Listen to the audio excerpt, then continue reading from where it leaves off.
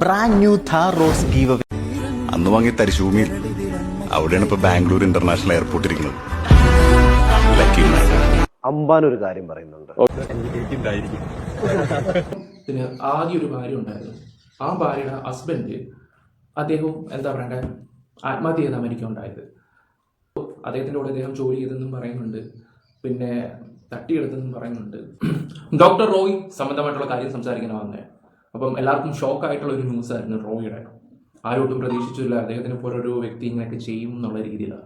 9,000 കോടിയോളം ആസ്തിയുള്ള ഒരു വ്യക്തി എന്തിനിത് ചെയ്തു. അപ്പോൾ ഒരുപാട് ആൾക്കാർ പറയുന്നുണ്ട് അദ്ദേഹത്തിനെ വക വരുത്തിയതായിരിക്കും, അല്ലെങ്കിൽ IT എന്താ പറയുക റേഡിയനും കാര്യങ്ങളൊക്കെ വരുമ്പോഴാണെങ്കിൽ പോലും എല്ലാ കാര്യങ്ങളും ഫോണ്, ഈ പറയുന്ന തോക്ക്, അത് ഇത് മറ്റേത് മറിച്ചതെല്ലാം കൈകാര്യം വെക്കേണ്ട വ്യക്തികൾ എന്തുകൊണ്ട് ഇതൊന്നും ചെയ്തില്ല എന്നൊക്കെ പറയുന്നുണ്ട്.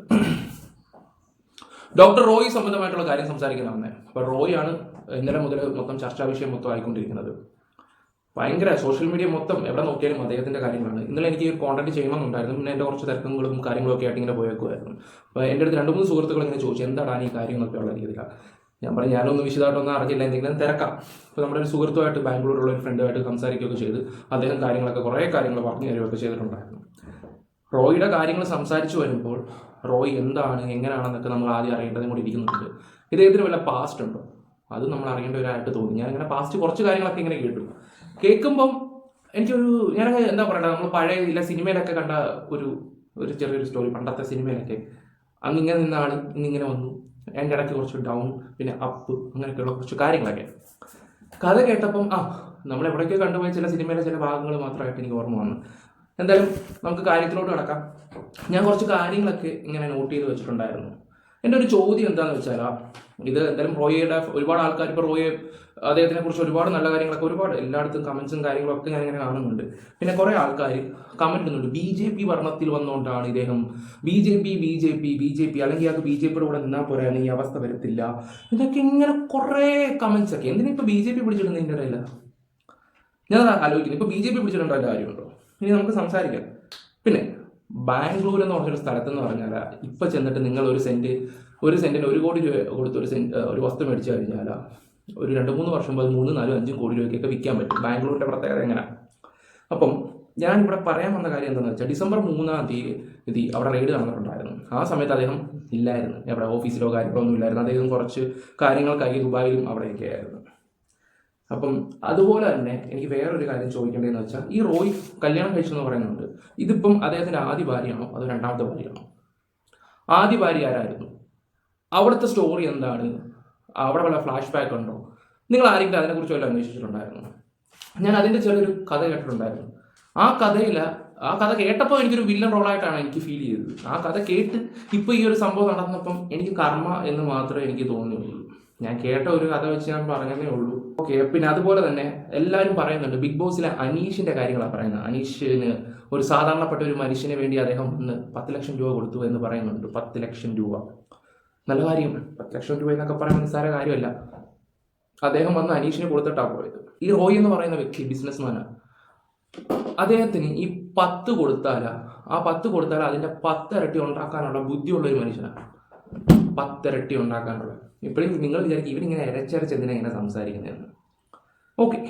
കാരണം ഡോക്ടർ റോയ് എന്ന് പറയുന്ന വ്യക്തി നിങ്ങൾക്കറിയാമല്ലോ, ബിസിനസ്സൊക്കെ ഇച്ചിരി 3G ആയിരുന്ന സമയത്താണെന്ന് തോന്നുന്നു ഈ ഐഡിയ സ്റ്റാസിങ്കറി വന്നിട്ട് 50 ലക്ഷം രൂപ ഞാൻ അങ്ങോട്ട് തരാം, ഫസ്റ്റ് പ്രൈസിന് 50 ലക്ഷം രൂപ തരാമോ എന്ന് ചോദിച്ചപ്പോൾ അദ്ദേഹം പറഞ്ഞു 40 ഞാൻ തരുന്നുള്ളൂ എന്ന് പറഞ്ഞു. ഓക്കെ. അങ്ങനെ അദ്ദേഹം എന്താ പറയണ്ടേ, ബിസിനസ്സും കാര്യങ്ങളൊക്കെ നല്ല രീതിയിൽ സെറ്റായി. 100ഓളം ഫ്ലാറ്റുകൾ അദ്ദേഹം വിറ്റ്. ഐഡിയ സ്റ്റാസിൽ വന്ന് പ്രൊമോഷനും കാര്യങ്ങളൊക്കെ കൊടുക്കാൻ തുടങ്ങിയതിന് ശേഷം ഡൗണിൽ നിന്ന് അപ്പിലോട്ട് അവിടുന്ന് കൂടെ തുടങ്ങി കേട്ടോ. കഥകൾ ഞാൻ കേട്ടപ്പോൾ ഞാൻ സത്യം പറഞ്ഞ് ഞെട്ടിപ്പോയെന്ന് തന്നെ പറയാം. പിന്നെ അതുപോലെ തന്നെ ആന്റണി പെരുമ്പാവൂർ, ഈ പറയുന്ന ഈ അടുത്ത സമയത്തൊക്കെ നടന്മാർക്ക് ഈ IT 3 വർഷം മുമ്പ് റെയ്ഡും കാര്യങ്ങളൊക്കെ നടന്നില്ലേ, അത് ഈ പുള്ളിയെ ബേസ് ചെയ്തിട്ടാണ് അവരുടെ അടുത്തെല്ലാം പോയത്. ഇതിനെക്കുറിച്ചൊന്നും ആരും ചർച്ച ചെയ്തിട്ടില്ല, ആരും ഇതിനെക്കുറിച്ചൊന്നും കൂടുതൽ പറയുന്നൊന്നുമില്ല. അപ്പോൾ നമുക്ക് വീഡിയോയിലോട്ട് പോവാം. പിന്നെ വീഡിയോയിലോട്ട് പോകുന്നതിന് മുമ്പ് കുറച്ച് നാൾ മുമ്പ് അവർ സ്റ്റേയും കാര്യങ്ങളൊക്കെ മേടിച്ചിട്ടുണ്ടായിരുന്നു. ഈ ബിസിനസ് സംബന്ധമായിട്ടുള്ള അതിൻ്റെ 3-4 ദിവസം മുമ്പാണ് അത് മാറുകയൊക്കെ ചെയ്തത്. അതിന് ശേഷമാണ് അവന്മാർ വീണ്ടും വന്നത്, ഈ പ്രശ്നങ്ങളും കാര്യങ്ങളൊക്കെ ഉണ്ടാവാനിടയായത്. പിന്നെ പുള്ളി പെട്ടെന്ന് കയറി ചൂടാവുന്നൊരു ടൈപ്പാണ്. പെട്ടെന്ന് ഇറങ്ങി ഇതാവുന്നതാണ്. കാരണം പുള്ളിക്കെന്ന് വെച്ചാൽ എപ്പോഴും ടെൻഷനും കാര്യങ്ങൾ അപ്പം നടന്നു പോകണം. അതാണ് പുള്ളിയുടെ ഒരു രീതി. പെട്ടെന്ന് ഇറങ്ങി പുള്ളിക്ക് ഒരു വെപ്രാളവും കാര്യങ്ങളൊക്കെ ആയിരിക്കും. എന്തായാലും നമുക്കിനി കുറച്ച് കാര്യങ്ങൾ, എന്തായാലും അദ്ദേഹത്തിൻ്റെ ഇതാണ് ഇൻസ്റ്റാഗ്രാം അക്കൗണ്ട് 1.3 മില്യൺ വ്യൂസ് ആണ്. വ്യൂസ് അല്ല, ഫോളോവേഴ്സ് ആണ്.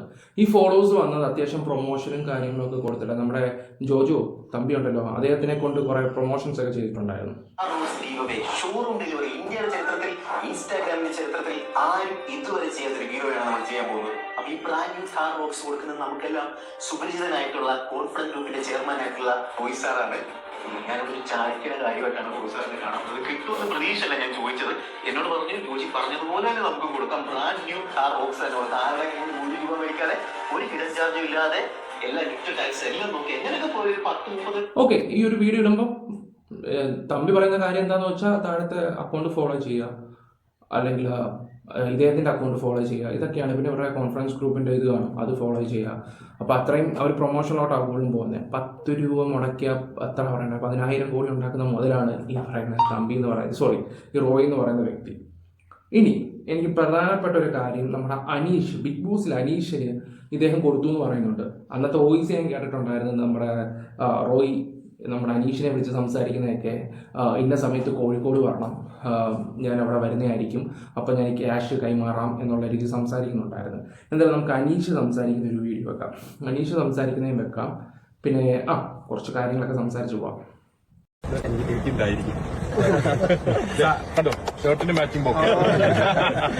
അല്ല, ഞാനേ സാറിന്റെ ഇപ്പൊ ഇങ്ങനെ സാറിന്റെ ഭാഗത്തുനിന്ന് ഇങ്ങനെ വിളിച്ചു പറഞ്ഞപ്പോൾ ഞാൻ ശരിക്കും ഞെട്ടിപ്പോയി. കാരണം എന്നെ പോലുള്ള ഒരാളെ കൺസിഡർ ചെയ്യാൻ കാണിച്ച ഒരു മനസ്ഥിതി ഉണ്ടല്ലോ, അതൊരു വലിയ കാര്യമാണ്. പിന്നെ ഇന്നലെ പ്രഖ്യാപിച്ചു, അത് കഴിഞ്ഞ് ഇന്ന് ചെക്ക് തരികയാണ്. അതാണ് കോൺഫിഡൻസ് പോളിസി. വാഗ്ദാനം മാത്രമല്ല, എന്റെ അമ്മ പറയാനുണ്ട്, ഇതിൽ ആശ മാത്രം കൊടുക്കാൻ പാടില്ല ഈ ചെക്ക്. അപ്പോ നാളെ എന്റെ എപ്പോഴും റെഡ് കളറിലാണ് അന്ന് സഹിച്ചാൽ എനിക്കൊരു സ്പെഷ്യാലിറ്റിയാണത്. അപ്പൊ നാളെ ബാങ്കിലിട്ടോളും, മറ്റൊന്ന് 10 ലക്ഷം.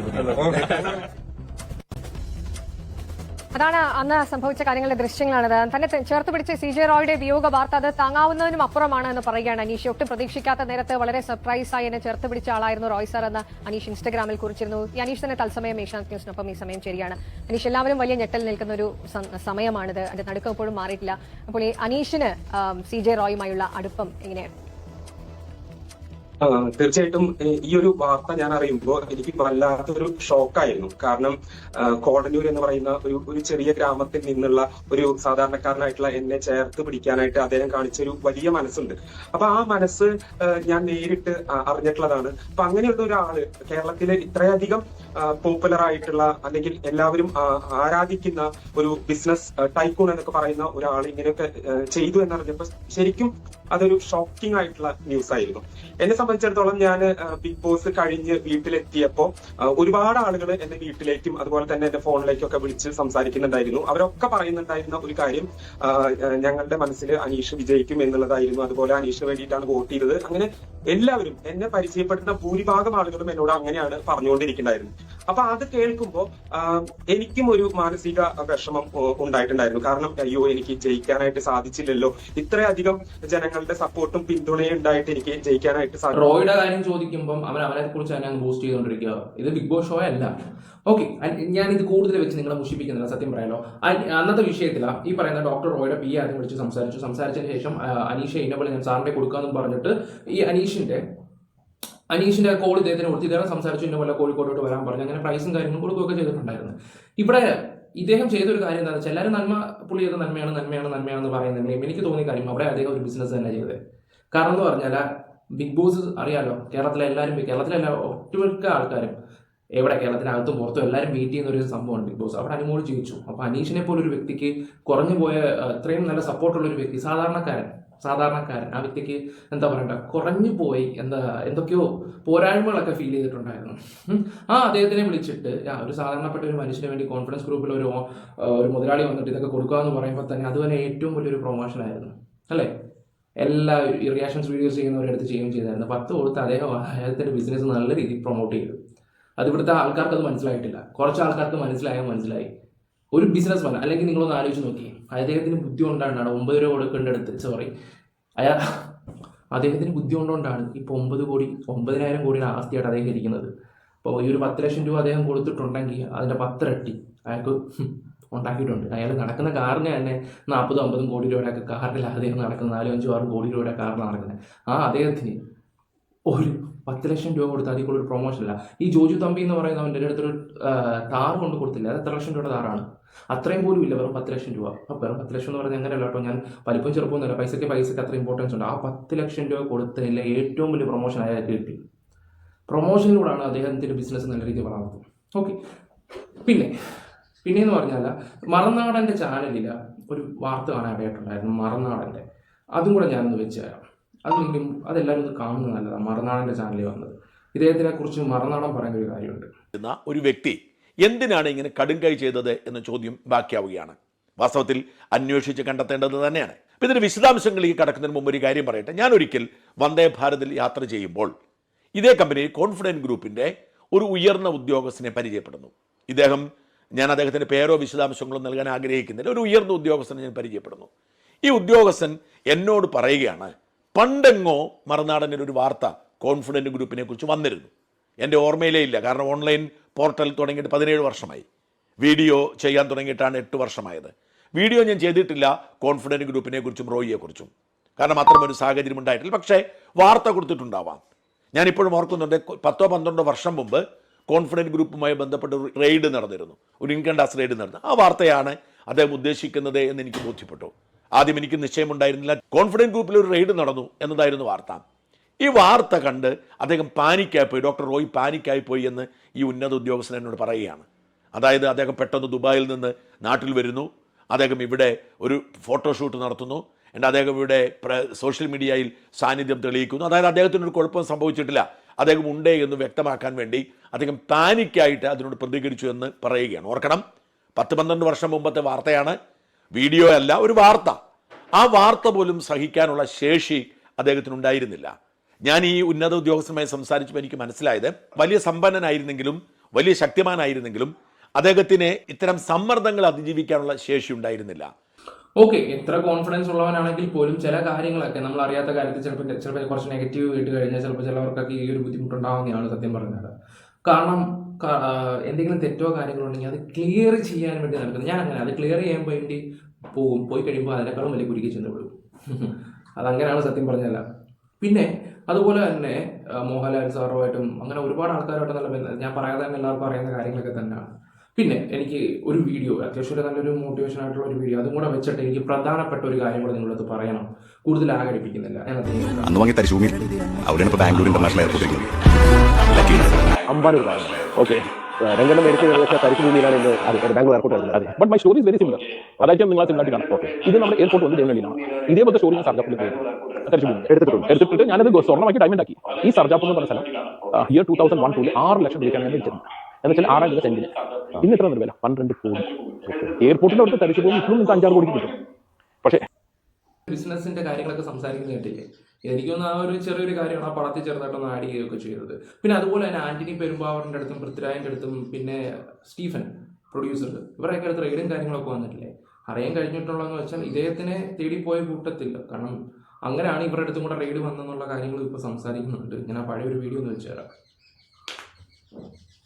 Various teams of the Income Tax Department raided the houses and offices of actor-producer Prithvi Raj, producers Anthony Perumbavoor, Liston Stephen and Anto Joseph. Income tax audit was conducted at their houses and offices. The IT team conducted the raid at Anthony Perumbavoor's residence at Pattal in Perumbavoor. The raid, which started at 8 in the morning, ended late at night. Sources claim that Anthony Perumbavoor was present at home during the raid. The team examined and collected various digital documents, payment documents, etc. It is reported that. അപ്പോൾ ഈ ഒരു കാര്യങ്ങളൊക്കെ നിങ്ങൾ കണ്ടില്ലേ, ഞാനിതെല്ലാം ഷോർട്ടായിട്ട് പോയിക്കൊണ്ടിരിക്കുക. ഇവിടെ പ്രധാനപ്പെട്ട ഒരു കാര്യം എന്താണെന്ന് വെച്ചാൽ, ഇദ്ദേഹത്തിന് ആദ്യം ഒരു ഭാര്യ ഉണ്ടായിരുന്നു. ആ ഭാര്യയുടെ ഹസ്ബൻഡ് അദ്ദേഹം എന്താ പറയണ്ടേ, ആത്മഹത്യ ചെയ്ത് അമേരിക്ക ഉണ്ടായത്. എന്തോ അദ്ദേഹത്തിൻ്റെ കൂടെ അദ്ദേഹം ജോലി ചെയ്തെന്നും പറയുന്നുണ്ട്, പിന്നെ തട്ടിയെടുത്തെന്നും പറയുന്നുണ്ട്, അങ്ങനെ ആത്മഹത്യ ചെയ്തെന്നും പറയുന്നുണ്ട്. അങ്ങനെ എന്നല്ലാതെ കഴിഞ്ഞിട്ട് കുറേ കഴിഞ്ഞ് ബിസിനസ്സൊക്കെ അദ്ദേഹത്തിൻ്റെ ഫ്ലോപ്പായതിനു ശേഷം 100-600 കോടി രൂപയുടെയൊക്കെ പുതിയൊരു കഥ വരുന്നുണ്ട്. അതിൻ്റെ സത്യാവസ്ഥ എന്താണെന്ന് കൂടുതലായിട്ട് അറിയത്തില്ല. അറിഞ്ഞ കാര്യമാണ് ഞാൻ പറയുന്നത്. ഞാനതിലൊരു വിശദമായിട്ട് പിന്നെ ഒരു വീഡിയോ ചെയ്യുന്നുണ്ട്. ഇതിപ്പോൾ ഞാനത് ഓടിച്ചിട്ട് ഒരു തട്ടിക്കുട്ടി മാത്രം ചെയ്യുന്നൊരു വീഡിയോ ആണ്. അങ്ങനെയാണെങ്കിൽ നിങ്ങൾ തന്നെ പറയാം എന്താണ്.